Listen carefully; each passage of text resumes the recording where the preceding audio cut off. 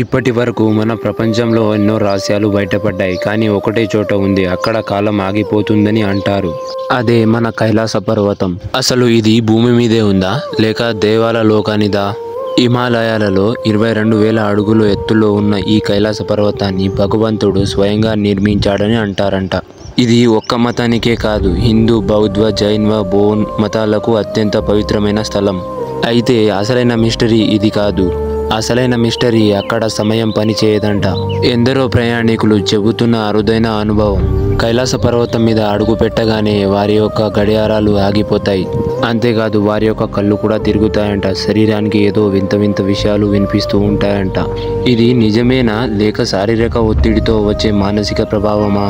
కానీ నాసా శాస్త్రవేత్తలు కూడా అక్కడ రీసెర్చ్ చేసి అక్కడ ఏదో పవర్ ఉందని చెప్పారంట. మన ప్రపంచంలోనే కైలాస పర్వతం కన్నా ఇంకా పెద్ద పెద్ద పర్వతాలు చాలా ఉన్నాయి. కానీ కైలాస పర్వతం ఎక్కిన వాళ్ళు బతికి రాలేదు. వారు దారి తప్పిపోతారు, లేకపోతే మాయమైపోతారు. ఇది ఒక సాధారణ పర్వతం అయితే కాదు, ఇది ఒక శక్తి కేంద్రం అంట. చూస్తే ఇది ఒక పవిత్రమైన మండలాకారంలో ఉంటుంది. ఏదో దైవిక నిర్మాణంలా ఉంటుంది. ఇది శివుడి యొక్క నివాస స్థలం అని పురాణాలు చెబుతున్నాయి. శివుడు కైలాస పర్వతం మీద ఓ తపస్సులో ఉన్నాడని చెబుతారంట. ఇందుకే అక్కడ సమయం పనిచేయదంట. ఎందుకంటే శివుడు అప్పుడు తపస్సు చేస్తున్న సమయం కాలంకు అంకితం.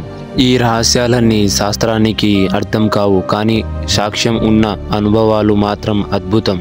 కైలాస పర్వతం ఒక సాధారణ పర్వతం అయితే కాదు, దీనిలో ఎన్నో రహస్యాలు దాగి ఉన్నాయి, కానీ ఇంకా బయటికి రాలేవు. ఇది దేవతల యొక్క ఇల్లు, నివసించే స్థలం అని అంటూ ఉంటారు కొంతమంది.